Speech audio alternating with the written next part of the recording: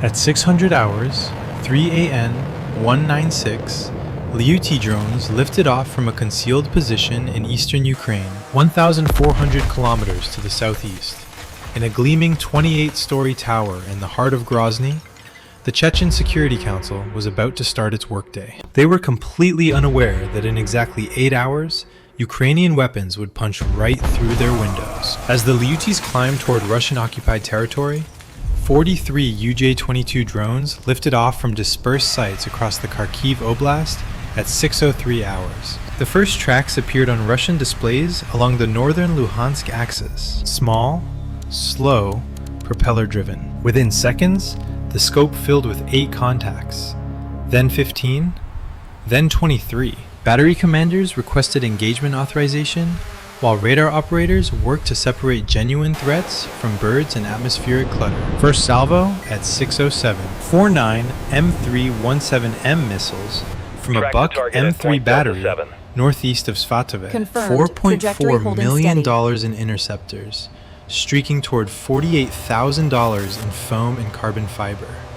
The missiles accelerated to Mach 4, covering the distance in seconds. 4 hits. 4 UJ-22s disintegrated, debris scattered across frozen fields. The swarm kept coming. A Pantsir S-1 joined at 6:09. Twin 30mm cannons splitting tracers into the sky, before switching to missiles when the drones climbed above gun range. 2 more UJ-22s down, then 3 more. Operators cycled through targets methodically, but they were expending interceptors at a rate their logistics couldn't sustain. Each Buk missile cost $1.1 million. Each Pantsir missile cost $60,000. The drones they were shooting at cost just $12,000. By 6:12, the Buk had exhausted its magazine. 16 missiles gone, 12 drones destroyed. The reload process began. Transporter loader aligning with the launcher. Hydraulics whining as fresh containers transferred to empty tubes. 4 minutes minimum.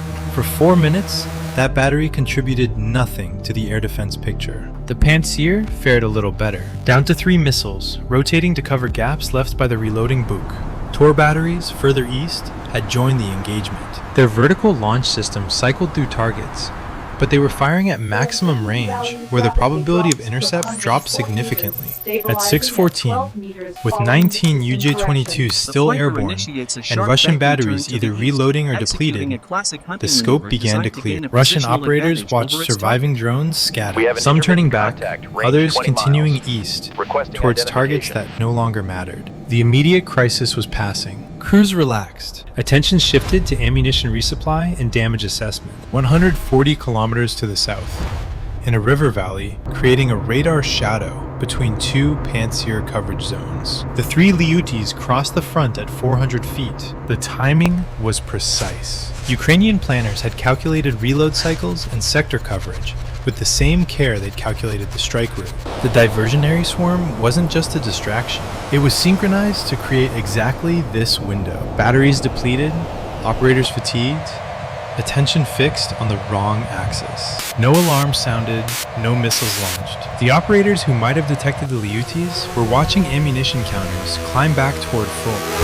not scanning empty sectors to the south. By 6:15, the Lyutys had climbed to 2,500 feet and turned southeast. Behind them, the diversionary swarm was still at the forefront of Russian attention. The distraction had worked, but crossing the front was a 15-minute sprint. What came next was an 8-hour marathon through the largest country on Earth with no human hand on the control. At 6:30 hours, the 3 Lyutys settled into cruise configuration over the empty steppe east of Luhansk. Their 4-stroke gasoline engines pushed them southeast at 180 kilometers per hour, sustained for 8 hours straight. Unlike the disposable UJ-22s, the AN-196 Lyuty is purpose-built for deep strike. The airframe is a low-wing monoplane with a 6.7-meter wingspan, about the length of a large sedan.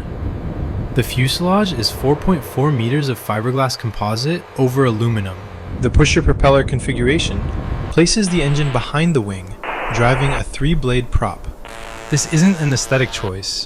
It's functional engineering. The arrangement keeps hot exhaust pointed backward, away from thermal sensors below. It also positions the only major radar reflector, the metal engine block, where ground-based radars see the smallest cross-section. The nose contains 75 kilograms of high explosive in a fragmenting steel casing. No guidance seeker, no terminal sensor, just a contact fuse with a backup radar altimeter fuse. Simple works, complex fails. The center fuselage houses the fuel tank, mission computer, and navigation systems. 80 liters of automotive gasoline. The same fuel you'd put in your car sits in a bladder tank that flexes with the airframe. The 6.7 meter wingspan provides a high lift-to-drag ratio at cruise speeds, letting the airframe essentially glide with minimal engine power.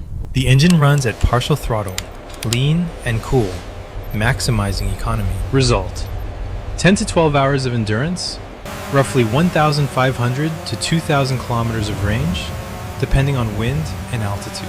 But that's far from the most impressive part on board. The mission computer is where the Lyuty separates from regular commercial drones. It runs Skynode S, a flight control system developed by Aerorozvidka with Ukrainian defense partners. The processor sits in a hardened enclosure the size of a smartphone that integrates 3 functions: autopilot, mission execution, and GPS-denied navigation. Inside the enclosure sits the navigation brain, an inertial measurement unit, or IMU. Think of it as a sophisticated version of the motion sensors in your smartphone. Accelerometers that detect changes in speed and direction, and gyroscopes that track rotation. The difference is precision. Where your phone might drift hundreds of meters in an hour, military-grade units drift maybe a few dozen. Not perfect, but good enough for autonomous flight. The technique that makes this possible is called dead reckoning, the same method sailors have used for centuries. You know where you started. You measure how you've moved. You calculate where you must be. The problem is error accumulation. Every tiny measurement inaccuracy compounds over time. After 8 hours, position uncertainty could reach 800 meters to 2.4 kilometers. For a strike against a single building, that's the difference between mission success and hitting the wrong block. The Lyuty solution is a downward-facing camera capturing terrain at 10 to 15 frames per second. The processor compares what it sees, road intersections, river bends, field patterns, against satellite imagery loaded before launch. Each successful match generates a position fix that resets accumulated drift. In Dnipro, operators watch 3 icons crawl across a digital map. No video feed. Continuous transmission would create a detectable signature that Russian signals intelligence could track. Instead, every 15 minutes, each Lyuty transmitted a compressed data burst. Coordinates, altitude, heading, engine temperature, fuel remaining, and system status. The transmission lasted 0.3 seconds, barely long enough to register, then silence until the next check-in. The operators couldn't intervene. No start. The drones executed pre-programmed missions autonomously from launch to impact. If something went wrong between check-ins, they'd learn about it 15 minutes later, or from Russian state media reporting the wreckage. At 6:45, Lyuty-1 reported a slight deviation, 340 meters north of track. The navigation system had already corrected, adjusting heading 2 degrees south. The operators noted it and did nothing. The system was working, but the easy part was over. Ahead lay 400 kilometers of empty steppe. No landmarks for the cameras, no features for the navigation system to match. Just grass extending to every horizon. The emptiness that hid them from Russian SAMs also made them vulnerable in ways the operators couldn't see yet, because Russia doesn't waste missiles on empty territory. It sends something else. At 9:30 hours, Lyuty-2 crossed into the Republic of Kalmykia at 2,800 feet. Below, nothing. No cities, no highways. Just steppe extending to every horizon. 270,000 people scattered across an area the size of Scotland. The drone's camera captured grass, occasional dirt roads, and scattered ponds that reflected the morning sky. The route through Kalmykia wasn't random though. Ukrainian planners tracked Russian SAM positions through satellite imagery, signals intercepts, and agent reports. Russia has 50 to 60 air defense regiments total, not nearly enough to cover every approach. Strategic SAMs concentrate around Moscow. Crimea gets dense coverage. The front line gets tactical systems. Kalmykia has no military bases, no strategic industry, nothing to defend. A drone at 3,000 feet might trigger 1 early warning radar sweep per hour. The returns get classified as birds and ignored. But the emptiness that made the route safe from missiles made it dangerous in another way. Russia doesn't waste SAMs on empty steppe. It uses fighters. 300 kilometers to the west, at Privolzhky Air Base, 2 Su-35 flankers had scrambled at 6:45, 38 minutes after the Mugen swarm first appeared on Russian radar. The diversionary attack had done its job, depleting SAM batteries. But it had also done something else. It announced that Ukraine was launching a major drone operation. Fighter Command responded the way it always did when swarms appear. Sweep the corridors. Find what's hiding behind the noise. The Su-35 is Russia's answer to drone hunting over vast territory. Each aircraft carries an Urbis-E passive phased array radar, capable of detecting a 3 square meter target at 400 kilometers or a 0.01 meter target at roughly 90 kilometers under perfect conditions. The Lyuty's composite airframes registered somewhere between a large bird and a small ultralight. Detectability depended on geometry, altitude, and luck. The fighters flew a standard search pattern, north-south legs at 15,000 feet. Radar sweeping the terrain below, covering ground that would take SAM batteries days to monitor. Their patrol box sat directly across the Kalmykia corridor, not because they knew the Lyutys were coming, but because Doctrine put them there whenever drone activity spiked. At 9:47, Lyuty 1's navigation system faced its hardest test yet. The visual matching algorithm had nothing to work with. Featureless grassland, livestock ponds that had dried up since the satellite photos were taken, unpaved roads erased by weather. For 11 minutes, the camera captured nothing the processor could match. Inside the computer, the Kalman filter managed the uncertainty. It predicted position based on the last known fix plus measured motion, updating 10 times per second. Without visual corrections, error accumulated fast. 35 meters, then 70, then 120. The filter knew its confidence was degrading. It adjusted uncertainty estimates accordingly, waiting for a landmark to reset the drift. At 9:52, the camera captured a highway interchange, the first recognizable feature in 20 minutes. The processor matched it instantly. Confidence 94%. Position uncertainty collapsed from 140 meters to 12. The drone adjusted heading by 1.3 degrees and continued southeast. But 200 kilometers to the west, the Su-35s were turning east, and their radar was about to paint something that didn't look like a bird. At 10:15 hours, the lead Su-35's radar got a hit. The signal disappeared after 1.2 seconds as the Su-35's radar swept past without dwelling. The drone had no countermeasures,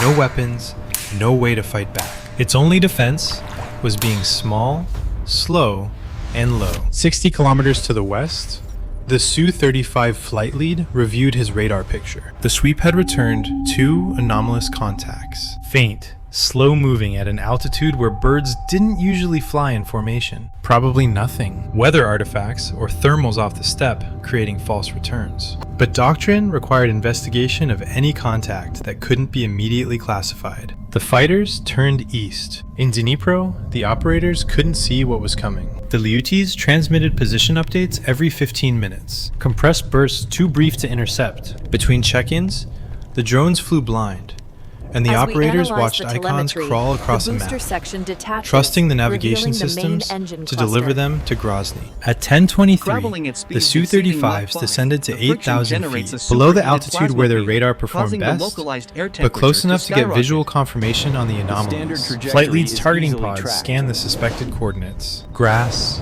shadows, a dirt road cutting through the steppe. Nothing.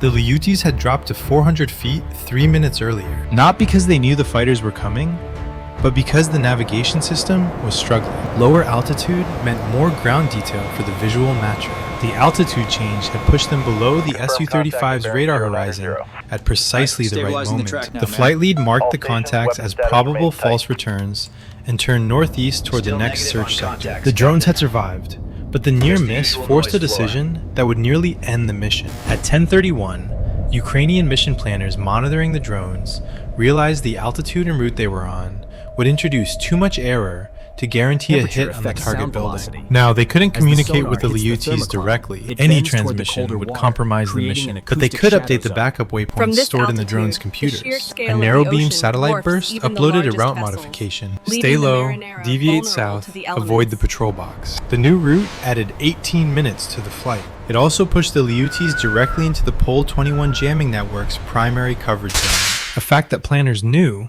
but accepted. Better to fight through jamming than to catch a missile from an Su-35. At 10:45, all three Lyutis acknowledged the route update during their scheduled check-in. They turned south, dropped to 600 feet, and entered the corridor Under that would this take them to gray Moscow Grozny, sky, straight through the the densest Kremlin electronic remains the warfare epicenter coverage in the of political Caucasus. power, The fighters cold had been and dodged. imposing. What came next couldn't be outrun. At 12:47 hours, Lyuty 1's GPS receiver registered interference. Signal We are strength dropped from witnessing 5 an satellites to unprecedented 3. level of 15 economic seconds later, volatility. military A clear sign of the frequencies ongoing showed similar cyber degradation. conflict. The navigation computer began adjusting confidence weights. 80 kilometers ahead, the Russian Pole 21 network was waking up. Pole 21 distributes GPS propeller's jamming slow, across dozens of deliberate small rotation nodes. is Low-power crucial for silent transmitters running, mounted on cell minimizing the towers, telltale sign of radio cavitation masts, bubbles. and rooftops. All right, lift on Each node three. outputs 1, 10 to 20 2, watts, 3. barely enough to affect receivers within a Got it. few Hold it steady kilometers. there. But they are synchronized below. through fiber optics. Their signals create overlapping interference. Where coverage zones intersect, jamming multiplies. The result is GPS denial across 80 kilometers without any single emitter to target. The Lyuti's military anti-jam receivers held on longer than commercial units would, acquiring fixes, losing them, reacquiring, as the drones moved through gaps between nodes. But by 12:55, GPS was unusable. Navigation switched to INS primary with visual correction. This was exactly what the mission planners had feared when they rerouted. At 13:05, the Lyutis crossed in the Chechen airspace. Lyuty 1 and 2 held course. Lyuty 3 did not. The jamming had been degrading its navigation for 11 minutes when the visual system made a catastrophic error, a misidentified river bend. The algorithm matched current terrain against the wrong location in the reference database. Position fix, 400 meters off true. The Kalman filter evaluated the match. Confidence looked reasonable without GPS to verify. And with IMU drift accumulating, the filter accepted the bad data. The drone adjusted heading to correct for drift that didn't exist. The correction took it further off course, then further still. By the time subsequent visual matches might have revealed the error, Lyuty 3 had deviated too far to recover. It flew into a hillside at 180 kilometers per hour. In Dnipro, the icon vanished. No final transmission, no explanation. One moment there, then gone. The operator stared at the screen, then at each other. Both remaining drones were now drifting too. But Lyuty 2 was drifting towards something the operators couldn't see and wouldn't understand until impact. At 13:45, the drones Confirmed. entered terminal Trajectory approach. holding steady. The Skynode computers transitioned from cruise navigation to attack profile. Altitude dropped further, the lower profile reducing exposure time to any point defenses. Speed increased as they burned remaining fuel. The airframes descended toward a city that had survived 2 wars. Leveled by Russian artillery in 1995, rebuilt, and leveled again in 1999, rebuilt into a showcase of Kadyrov's power. In 12 seconds, those towers would have holes in them. At 13:47 hours, Lyuty 1 struck the 28th floor of the Grozny City Business Center's eastern tower. The 75-kilogram warhead detonated on contact, blowing out the facade across 5 floors. Glass and debris rained onto Kadyrov Avenue. The building had never been a target.